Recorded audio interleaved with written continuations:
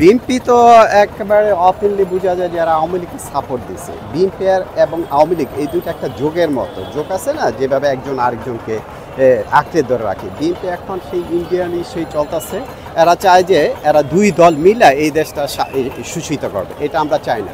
I think myself is young generation is the best. আমি চাই যে ইয়াং জেনারেশন এই দেশ চালাক, কারণ বর্তমান অ্যারাউন্ড দ্য ওয়ার্ল্ড একটা ডিজিটাল ওয়ার্ল্ড। এই যে ওল্ড জেনারেশন আছে, they have no idea about that.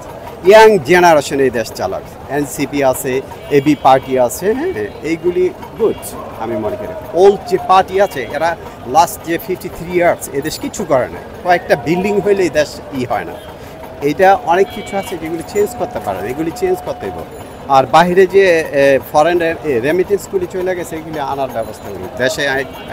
প্রত্যেকটা যে 8টা বিভাগ আছে, 8টা বিভাগ আমার মনে হয় 8টা বিভাগ as like a Dhaka city করা উচিত।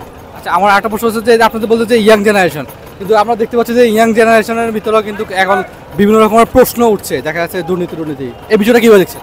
পলিটিক্সে এরকম প্রশ্নই থাকবে। এখানে একটা আইন আছে, কনস্টিটিউশন যেটা আছে সম্পূর্ণ যদি একেবারে সেপারেট হয় তাহলে মনে হয় বেস্ট হবে। ইউরোপে আমরা আমেরিকা উন্নত বিশ্ব দেখি যে আইন সম্পূর্ণ আলাদা, এবং পুলিশ প্রশাসন মোস্ট ইম্পর্ট্যান্ট যে তারা শুধু আইনের ইসে চলবো। কোনো ওই যে মামু দাদা খালা, এই এক্সাম্পল রাস্তায় একটা সিগন্যাল গেল, বললো যে আমি মন্ত্রীর পোলা, আমি হ্যানের পোলা, ওইটা না। যেটা আইন আছে, যেটা জরিমানা ওই অনুযায়ী হবে, এটা হলে বেস্ট। পুলিশ কোনো পলিটিক্স ইস্যুতে সে চলবে না।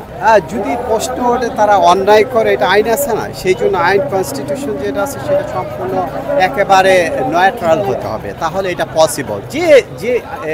যে কোনো দলের হোক না, যদি সে অন্যায় করে তার আইনের আওতায় আনতে হবে।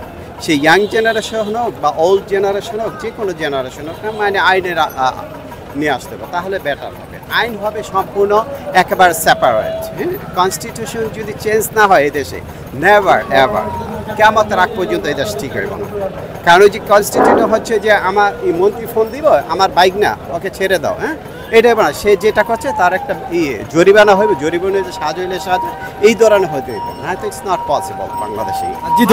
জি ধন্যবাদ আপনাকে।